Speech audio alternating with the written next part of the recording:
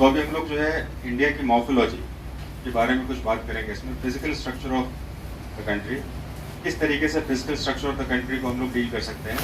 तो ये मैंने जो है आपके लिए 6 मैप्स बनाए हैं, जैसे कि हम भारत की मॉर्फोलॉजी को, यानी कि आउटर स्ट्रक्चर से रिलेटेड जो क्वेश्चन हैं उनको हम सॉल्व कर सकते हैं। तो सबसे पहले हमने इंडिया को वर्ल्ड के ग्लोब में रखा हुआ है, मैप में रखा हुआ है। इसमें इस सेक्शन से हम कौन से क्वेश्चन को ले सकते हैं इसमें। तो सबसे पहले देखेंगे कि इंडिया का पोजीशन जो है, एक बार मार्क कर लेते हैं इसको। इंडिया का पोजीशन जो है ये 0 डिग्री के ऊपर है इसमें। तो सबसे पहला क्वेश्चन ये है कि इंडिया की पोजीशन जो है ये कहाँ पर है, तो नॉर्दर्न हेमिस्फीयर में। तो ये नॉर्दर्न हेमिस्फीयर का क्वेश्चन जो है यहाँ पर बन जाएगा इसमें। हमें इस बात का ध्यान रखना चाहिए कि भारत जो था कभी गोंडवाना लैंड का हिस्सा था, यानी कि यहाँ पर कभी भारत रहा। इस थ्योरी को किसने प्रूव किया, कल मैंने बताया था, बता सकते हैं? एल्फ्रेड। कब बताया था? 1912 में बताया था इसमें एल्फ्रेड वेगनर ने कि ये सब फ्लो के ऊपर गया इसमें। तो इंडिया ओरिजिनली कौन से पार्ट ऑफ लैंड का है? गोंडवाना लैंड। और ऊपर वाले लैंड को क्या कहते हैं? या लोअर एशिया लैंड। इसे क्लियर। तो यहाँ पर जो है अभी भारत कहाँ पर है? Northern hemisphere. इस फिगर से हमें लेके चलते। अब धरती पर आते हैं हम 3 अलग अलग लाइन, जिसको लैटिट्यूड्स कहते हैं। इसको हम थर्मोस्फीयर के नाम से जानते हैं। हमें सिर्फ भारत को पढ़ना है, बाकी कुछ नहीं पढ़ना। तो धरती पर ये 3 लाइनों में सिर्फ एक लाइन है जो कि भारत के साथ गुजरती है, भारत के साथ एसोसिएटेड है। कौन सी लाइन होगी? ये सिर्फ और सिर्फ आपकी ट्रॉपिक ऑफ कैंसर। तो ट्रॉपिक ऑफ कैंसर जब गुजरती है इसमें, तो ट्रॉपिक ऑफ कैंसर गुजरने के साथ सबसे पहले क्वेश्चन आता है कितने राज्यों से गुजरती है। तो हमने क्या पढ़ा? इसका फॉर्मूला क्या पढ़ा? गर्म चीज बदतमीज। गर्म चीज बदतमीज वाला क्वेश्चन अगर देखें इसमें, तो जी से गुजरात, दूसरा राजस्थान, तीसरा मध्य प्रदेश, तीसरा Chhattisgarh, next Jharkhand, next West Bengal, next Tripura. याद हो गया ना? बिल्कुल, एकदम फट से याद हो जाएगा आपको। तो ये लाइन से रिलेटेड पहला क्वेश्चन आता है कि मेन वर्ल्ड लेवल पर जो क्वेश्चन आते हैं इसमें कि ट्रॉपिक ऑफ कैंसर जो है भारत के कौन से स्टेट से गुजरती है। अगर कह दिया जाए कि कौन से शहर से गुजरती है, तो रांची एक शहर है जहाँ से सिर्फ ये लाइन गुजरती है, बाकी सिर्फ राज्यों से गुजरती है। अगर हम वर्ल्ड के मैप में देखें तो इंडिया का पोजीशन थोड़ा सा फाइंड आउट करते हैं इसमें। इसको 2 तरीके से क्वेश्चन आता है इसमें, एक वर्ल्ड के मैप में आता है और एक एशिया के मैप में आता है। तो वर्ल्ड के मैप में सबसे पहले हम 2 लाइनों को खींचने को देख लेते हैं। अब ये हो गया नॉर्थ, ये हो गया साउथ, ये हो गया ईस्ट, ये हो गया। अब भारत की पोजीशन बताइए कहाँ पर है? ये नॉर्थ ईस्ट। तो विश्व के मानचित्र में भारत की स्थिति क्या है? नॉर्थ ईस्ट है। लेकिन अगर हम यही क्वेश्चन अगर देखें एशिया के मानचित्र में भारत की पोजीशन क्या है? एशिया में कहाँ पर? ये साउथ है। ये क्वेश्चन में थोड़ा सा कंफ्यूजन होता है कि वो वर्ल्ड के मैप में हम वर्ल्ड को पूरा तरह से रिकॉग्नाइज करेंगे तो हमारा नॉर्थ ईस्ट आ जाएगा, जबकि एशिया में भारत की पोजीशन जो है सिर्फ साउथ है। अब हम बात करते हैं भारत के इस मैप के बारे में, जो कि मॉर्फोलॉजी को थोड़ा सा और इंटरेस्टिंग क्वेश्चन के साथ जनरेट करें। सबसे पहले हमें सोचना है इसमें कि भारत का जो पोजीशन है ये इंटरनेशनल लेवल पर जो है वो कहाँ पर है। तो इस धरती जब भी हम धरती बनाते हैं ना, तो धरती में हम लोग 2 लाइन बनाते हैं, 2 जीरो। एक जीरो कहते हैं इक्वेटर और दूसरा जीरो कहते हैं प्राइम मेरिडियन। प्राइम मेरिडियन क्या करता है? पूर्वी देश पश्चिमी देश को अलग करता है। ये गुजरता कहाँ से है? इंग्लैंड के ग्रीनविच से गुजरता है। ठीक है। तो अब जो है क्योंकि इंटरनेशनली कौन सी लाइन एक्सेप्टेड है? 0 डिग्री टाइम मेरिडियन। एग्जाम में क्वेश्चन पूछा जाता है कि टाइम मेरिडियन से भारत का पोजीशन कितने दूर पे है। तो भारत का पोजीशन जो लिया जाता है 82 डिग्री एंड हाफ में लिया जाता है। तो भारत का पोजीशन जो है टाइम मेरिडियन से कितना दूर है? तो 82 एंड हाफ डिग्री को हम दूसरे नाम में कहते हैं प्लस 5.5 घंटा। आप इसको निकाल लीजिएगा क्योंकि हमने डिग्री 1 मिनट वाला चेक किया इसमें। धरती 1 डिग्री घूमने में कितना समय लेती है? 4 मिनट लेती है। तो जाहिर सी बात है 82 एंड हाफ डिग्री घूमने में 5.5 घंटा लेगा। अभी पॉजिटिव वाला क्वेश्चन समझ में नहीं आता है कि पॉजिटिव नेगेटिव क्या होता है। हमेशा ध्यान रखेंगे इसमें।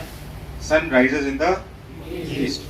पूरब से जो भी समय होगा वो पॉजिटिव में होगा, या इंग्लैंड से पहले पूरब के जो देश हैं उनको हम नॉर्मली वर्ल्ड लेवल पर अगर टाइम लिया जाए तो इंग्लैंड से पहले, ग्रीनविच से पहले या टाइम मेरिडियन से पहले जो भी देश होंगे उनके आगे पॉजिटिव लिखा जाता है।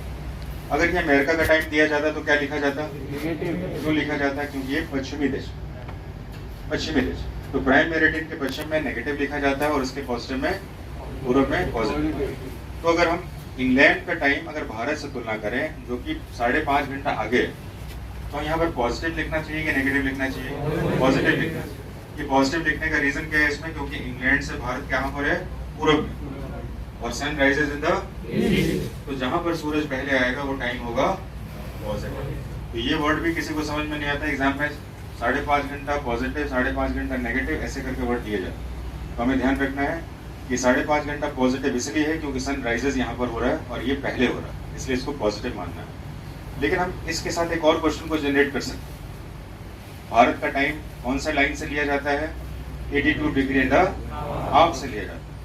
तो भारत का जो टाइम लिया जाता है 82 एंड हाफ डिग्री से, इसको कहते हैं IST, इंडियन स्टैंडर्ड। क्लियर बात है? तो भारत का IST कौन से लाइन से लिया जाता है? कौन से लाइन से? 82 डिग्री एंड हाफ। तो दूसरा क्वेश्चन ये बनता है, ये भारत में कहाँ से गुजरती है? उत्तर प्रदेश मिर्जापुर से। तो आसान क्वेश्चन हो गया। अब क्वेश्चन थोड़ा सा मुश्किल ये हो गया, इस मैप में आते हैं, इस मैप में आते हैं, इस मैप में भी आ सकते हैं इसमें, कि भारत का जो ये लाइन है इंडियन स्टैंडर्ड टाइम जो है वो कितने राज्यों से गुजरती है, इसको कैसे याद रखें? याद रखने का कौन सा फॉर्मूला है? मौका। MOUC, M for O for Orissa, Uttar Pradesh, Chhattisgarh. तो दूसरा क्वेश्चन अगर मैं पूछूं आपसे कि भारत में IST, Indian standard time, Bharat के कितने राज्यों से गुजरती है? तो और कैसे याद रखें? मौका से याद रखें, और आराम से मौका से ये काम चल जाएगा। क्लियर है? ये 5 फिगर्स को लेकर जो है हमने आराम से क्वेश्चंस को बना लिया इसमें। अब दूसरा एक इंटरेस्टिंग ज्योग्राफिकल एक्सपेंशन का सेक्शन है जो कि बहुत ही ज्यादा मेरे ख्याल से जरूरी भी है, इसको समझना थोड़ा सा टाइम टेकिंग करता है। और ये है आपका ज्योग्राफिकल एक्सपेंशन डिग्री वाइज। तो डिग्री वाइज जो है भारत का मेन लैंड, देखिए 2 क्वेश्चन होते हैं, एक मेन लैंड का क्वेश्चन होता है और एक होता है फार साउथ।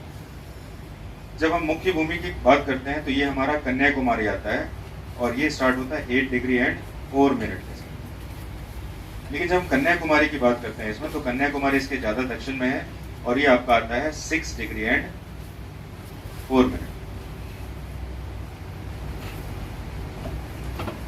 तो 2 क्वेश्चन यहाँ से निकल सकते हैं इस मैप के साथ, ये कि धरती पर, भारत पर जो है, भारत का फार साउथ पॉइंट कौन सा है? मेन लैंड से। तो मेन लैंड होगा तो कन्याकुमारी होगा और ये 8 डिग्री 4 मिनट पर होगा।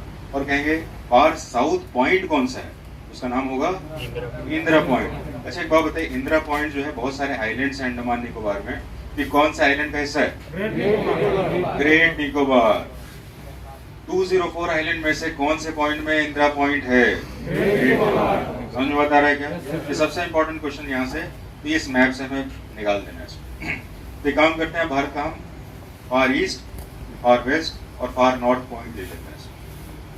तो फार ईस्ट में चलते हैं, सूरज पूर्व से उगता है तो फार ईस्ट पॉइंट लेते हैं। तो फार ईस्ट पॉइंट का जो पॉइंट है अरुणाचल प्रदेश में, उसको किस नाम से जानते हैं?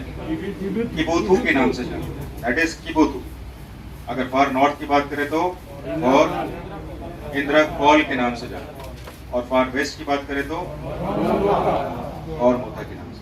तो इस तरह से देखें तो सारे फिगर हमारे यूज होते हैं और सारे फिगर एग्जाम के बहुत ही फिगरेटिव क्वेश्चंस को क्रिएट करते हैं जो कि हमारे दिमाग में इस फिगर के साथ बनते हैं।